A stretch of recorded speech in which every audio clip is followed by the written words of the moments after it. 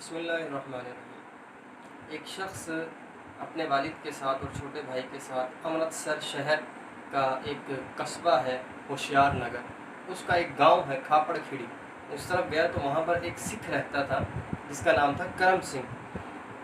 मेरे वालिद उसको जानते थे। जब वहाँ से गुज़र हुआ तो वालिद जब उससे मिला तो करम सिंह ने कहा कि आप हमारे घर चलें। घर पहुँचे हवेली के अंदर, तो पहुंचने से पहले हमने देखा कि बाहर बहुत सारी भैंसें खड़ी हुई हैं, बैल खड़े हुए हैं, ऊँट की जोड़ियां खड़ी हुई हैं और बहुत सारा अनाज और दूर तक उसके खेत खलियान थे। जब घर के अंदर दाखिल हुए तो मगरिब का टाइम हो चुका था, नमाज का वक्त था।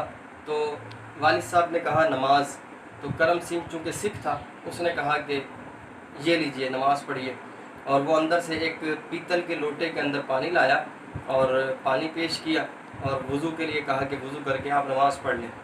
नमाज़ पढ़ी तो इतने में उसके बाद उसकी बीवी एक रेशमी रुमाल के अंदर लिपटी हुई एक किताब हमारे सामने ला के रखी। हमने खोल कर देखा तो उसके अंदर कुरान पाक था। हम बड़े हैरान हुए और पूछा कि ये कुरान तुम्हारे पास कहाँ से आ गया? तो वो बीवी कहने लगी करम सिंह की कि हमारे घर के पास एक जुलाहा रहता था और वो मुसलमान था, उसकी एक बेटी थी, उसकी शादी हुई बेटी की और वो अपने घर चली गई। तो अब चूँकि ये अकेला रहने लगा, कुछ अरसे तक थोड़ा रहा, सही सलामत सेहतयाब रहा, उसके बाद बीमार हो गया। जब बीमार हुआ तो उसके बाद वो फौत हो गया। तो बीवी कहती है करम सिंह की कि कुछ अरसे के बाद उसके रिश्तेदार आए, वो सारा सामान घर से उठा कर ले गए और घर हमने उसको रहने के लिए दिया था। तो जब कुछ अरसे बाद मेरा उस घर में गुज़र हुआ, मैं वैसे ही टहल रही थी तो मेरी नज़र एकदम एक अचानक एक सुराख पर पड़ी और वहाँ पर एक रुमाल नज़र आया, गर्द आलूद। जब मैंने उस रुमाल को खींचा तो उसके अंदर किताब थी। किताब उठा के मैं अपने घर ले आया। मेरा शोहर करम सिंह जब घर से बाहर से वापस आया तो उसने देखा और कहा कि ये तो मुसलमानों को कुरान पाक है। हमने उसे ज़रा साफ़ सुथरा किया, डस्ट उस पर से हटाई, धूल हटाई और खुशबू लगाकर रेशमी रुमाल के अंदर हमने रख दिया। जिस दिन हमने उसको अदब के साथ ऊपर रखा, हमारे घर में बरकतों का नुज़ूल शुरू हो गया।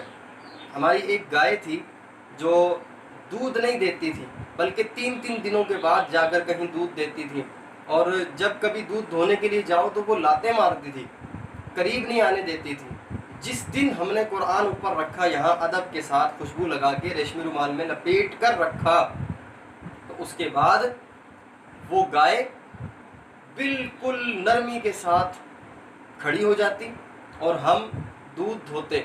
पहले की बनिस्बत ज़्यादा दूध आता और हर रोज़ धोते। पहले 3 दिन के बाद धोना पड़ता था, धोने के लिए वो हमें जो ना इजाज़त देती थी, वरना वो लातें मारती थी। लेकिन जब से कुरान रखा तो हर रोज़ दूध देने लगी और पहले से ज़्यादा देने लगी और नरमी के साथ देने लगी।